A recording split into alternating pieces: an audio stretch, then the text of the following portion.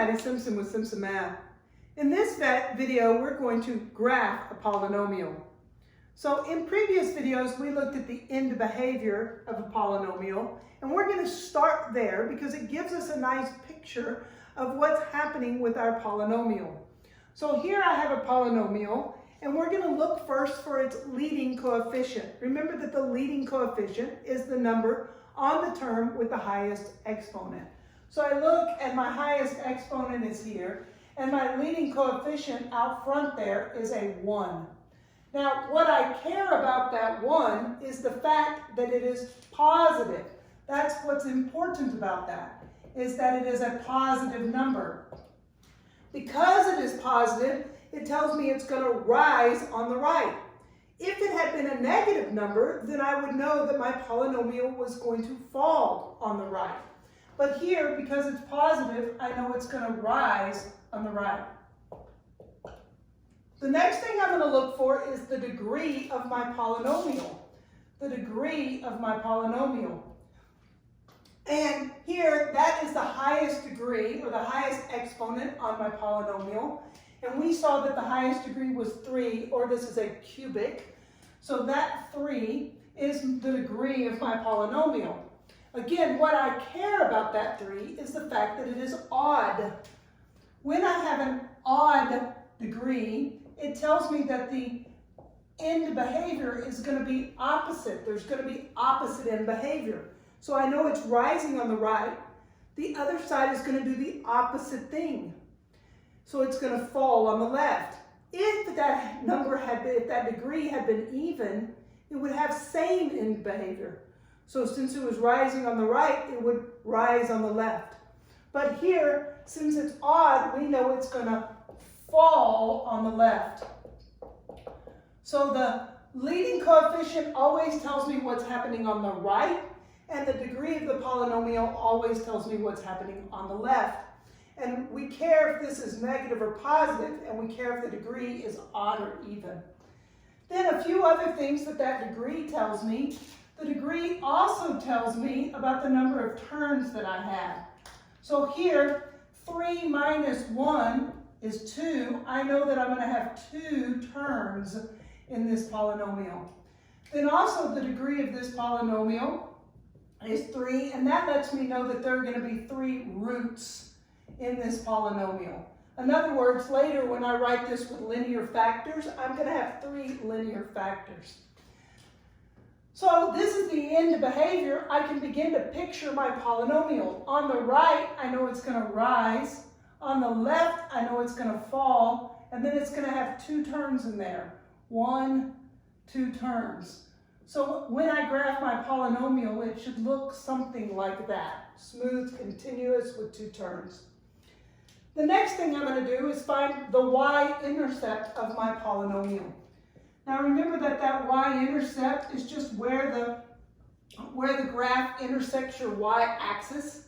And at your y-axis, my x values are equal to 0.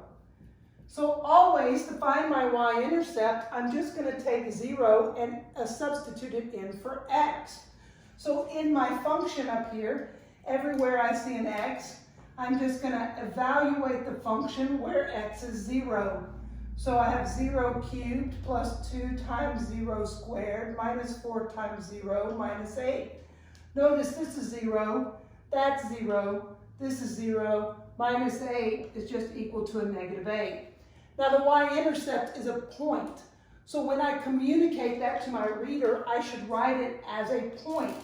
The point of the x-intercept is the x value is 0, and my y value is negative 8. So there's going to be a point on my graph at 0, negative 8. The next thing I'm going to find are my x-intercepts. And just like my y-intercepts, my x was equal to 0. For my x-intercepts, those are along my x-axis, and always along there, my y is equal to 0. So here my x is equal to 0. In this case, my y is equal to 0. So I'm just going to remember this.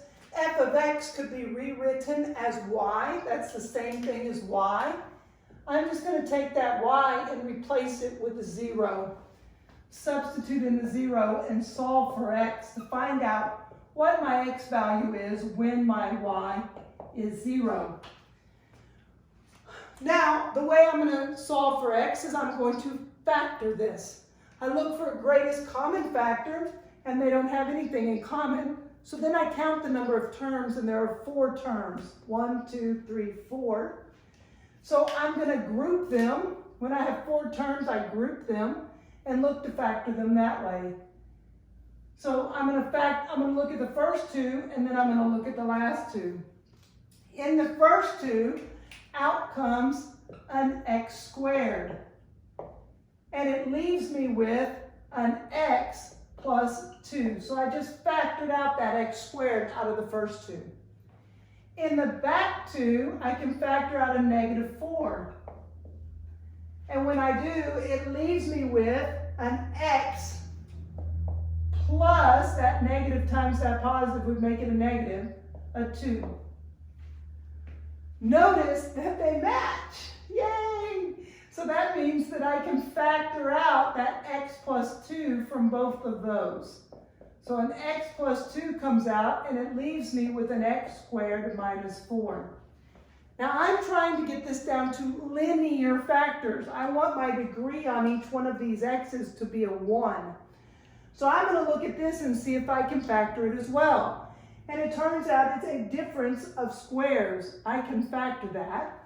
I know that that factors to be 2 parentheses here with my signs different, a positive and a negative. That's what makes the 0x in the middle. Take the square root of the x squared. Take the square root of the 4.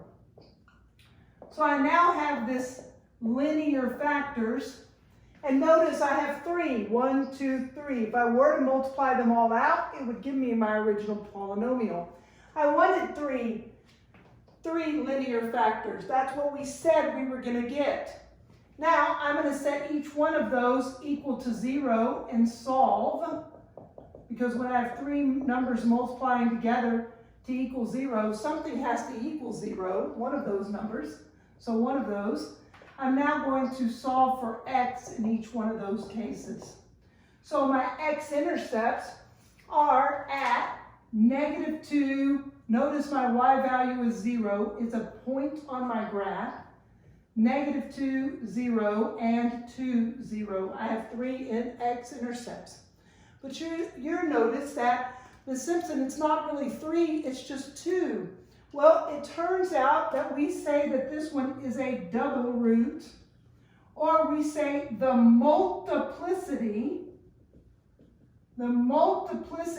of this is 2. It shows up twice. It's the same thing twice, whereas the multiplicity of this one, the multiplicity is just 1. So it's just the number of times that x-intercept shows up. What do we care about that? How does it help us? Well, this multiplicity, when it is an even number, so in this case, it is even. When it is even, it tells me that at that point, the graph is going to turn around or bounce off that axis. Whereas when the multiplicity is odd, as this one is, 1 is odd, it tells me it's going to cross through the x-axis at that point. So the multiplicity is really important for telling me what's going to happen in my graph. Let's graph this polynomial. We kind of have an idea of what it's going to look like because of the sketch that we did earlier. But let's go and give it a little more detail. So the first thing I know is that there's going to be a point at 0, -8. Let's put that on the graph. 0, 1, 2, 3, 4, 5, 6, 7, 8. I'm going to put a point there. That's my y-intercept. Then I know there are points at -2, 0 and 2, 0. So at -2, 0 and at 2, 0, I have points on this graph. Once I have my points down on the graph, then I'm going to look at the end of behavior for some more information. I know that it's going to rise on the right. So I'm going to go to my rightmost point, and I'm going to make it rise on the right. I know that on the left, it's going to fall on the left. So here, it's going to fall on the left. My leftmost point, it's going to fall. Then the rest is in the middle. The multiplicity tells me what's happening in the middle there. So my end behavior lets me know what's happening on the end. Then I can look at my multiplicity to help me out with the middle. Well, at -2, 0, it tells me it's going to turn around. So at this point, it's going to turn around, which totally makes sense because I have to somehow or another get down to this 0, -8. So it's going to turn here. Now, I don't know if this graph comes way down here and then comes back up and hits that point, or if it goes through the point and keeps going down and then comes back up. I could find out some more details about where it hits or where the next point is by substituting in a -1 for x, substituting a 1 in for x, but that's okay. Right now, the details that we're going to put in our polynomials are just the x-intercepts, the y-intercepts, and then we're going to get this basic shape in. We'll learn more in calculus about those turnaround points. But here we're just going to get the basic details. So we know that it does come down here at some point, hit that 0, -8, and then it's got to come back up to get to this x-intercept. So somewhere it turns around to get to this 0, 2, 0 x-intercept. Then if I look at 2, 0, I know at that point it's going to cross through. And sure enough, to complete my graph, that's exactly what's happening. So I have my x-intercepts at 2, 0 with a multiplicity of 1, and at -2, 0 with a multiplicity of 2. So a total of those 3, 1, 2, 3 of them. And then my y-intercept is at 0, -8. So there, I have fully graphed my polynomial, and along the way, I made sure to give my explanations to my readers of what was happening and why. In the next video, I'll graph another example of a polynomial. Math made simple. That's some math. Thanks for watching.